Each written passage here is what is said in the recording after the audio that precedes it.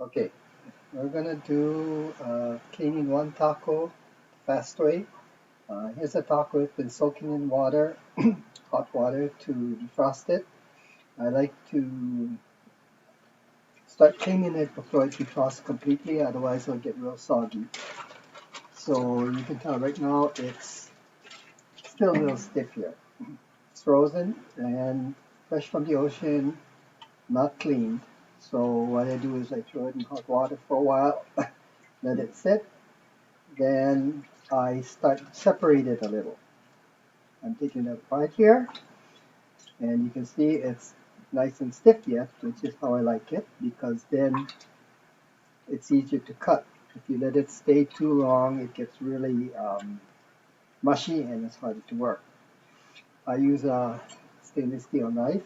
It's got a sharp point, so you can cut. It's a knife here. And what I do first is remove the beak.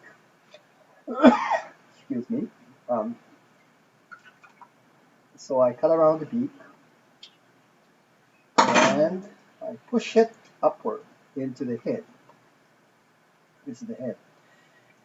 And you can see the beak has been pushed all the way in. There's a hole there where I pushed up the beak. And what I do is I go in the back, hold the head on one side, hold the body on the other, put like this, and at the head partially. Make sure the beak is on the head side, and cut all the way through just below the eyeballs, the two eyes right here. After that, I keep my bag on the side, and what I do is this is the head, two eyes, beak over here, stick two fingers in the back part of the head where there's a big opening, put one thumb on the other side, flip it open, upside down. I usually do it in water so it doesn't squirt out. And just remove the guts and everything else. And what we want to keep actually is the hood, which is this part here. So as soon as I do that, I'll cut it off. And there is a little bit of meat around the eyes and stuff, and the brain is right here. But most people don't like to eat the eyes and the brain, so I just cut it off anyway. And throw this in a plastic bag. And what I do is I use the throw it in the freezer, and on trash day, sneak it out in the trash.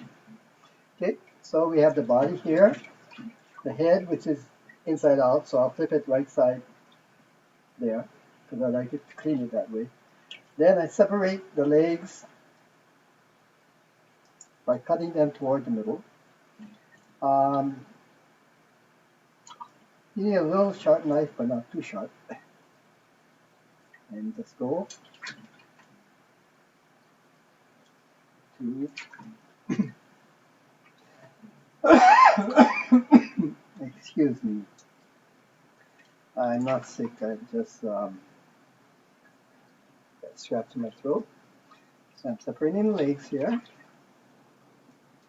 and we're going to get these legs. And there we go. Now I have the water there waiting for me, but I kind of like mush it around a little bit to get some of the easy slime. The slime is slippery. To me, it's a little bit smelly also, so you want to get rid of it. Just a little bit, then I'll get it over rather. Rinse out the pot, throw all the stuff back in,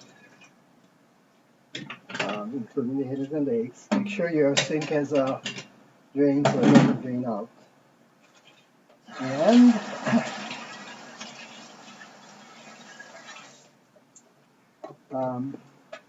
oh, sorry, I got the wrong salt. Sorry. You need rock salt. Throw in about, roughly a tablespoon of rock salt on there and mush it around. You can do this uh, maybe like 1 or 2 minutes, depending on how much taco you have in here. I have just one small taco, so I can just do it a little while, but It's doing two things. It's cleaning off all the slime, the smell, and actually adding some salt to it. So if you don't want salt when you cook it, there will still be some salt here from the washing. Okay, wash it a little bit. Some of the foam is there, you can see. Then what I'll do is wash my hands, rinse out the pot, and I'll put the pot on the side while I rinse out the legs, throw them back in the pot. Rinse out the legs, rinse out the legs, throw them back in the pot, turn off the water, and repeat with about a tablespoon of salt. Wash it again. Washing it 2 times is usually enough, and you can kind of tell the tako isn't as slippery. There isn't as much foam, and it starts to get a little bit fatter. Some people like to wait for a curl, but by the time the legs are curling, you got quite a bit of salt, which you don't need. So you just do it for about another minute or two, and you can kind of tell it's not slippery anymore, slimy. So when that's done, it's done. And what you do is again, repeat. Rinse out the pot. Rinse out the tako a little bit better this time. Since this is the last rinse, you're just going to rinse it twice. You wash it with salt twice, or you rinse it twice, and put it in your pot.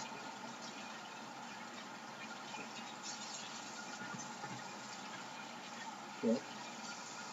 With the water, and here's your tako. If you're going to boil it, kind of like drain out the water, and your tako should be 1 layer thick if you're going to boil it. You can kind of have it crowded because it's going to shrink a lot, but anyway, don't add any water. You can add a little bit of salt, maybe for this small tako, maybe about a 1/4 teaspoon of salt because you've already had some rock salt in, or not any salt at all if you don't, if you want to be careful about how much salt you are eating. One small tako like this, you cook it at like medium until it starts to turn a little bit red on the bottom. Then you move it down to low, and you kind of want to keep it all level like here. In case the parts are like up here, you should move the big parts down so they get a chance to cook. And it will take, for a small one like this, maybe 40 minutes. If you have more tako, it will take longer. The way to check to see if it's cooked or not is you get a chopstick and poke it. And if it goes through easily, that's what you want.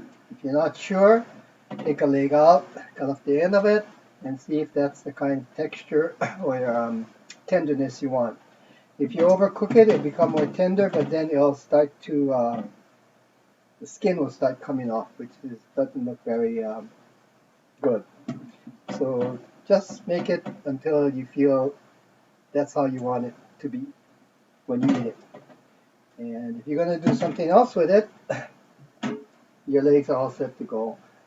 You can do two things. Some people, if you're going to make fried tako, you can parboil it a little bit past parboil maybe, and then slice it up in pieces and salt, pepper, flour it, and deep fry it. There's a lot of recipes for that.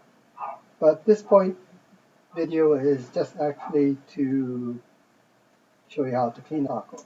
Fast and easy. Of course, if you doing it the first time, it'll probably take you longer, and it also will be a little messier maybe.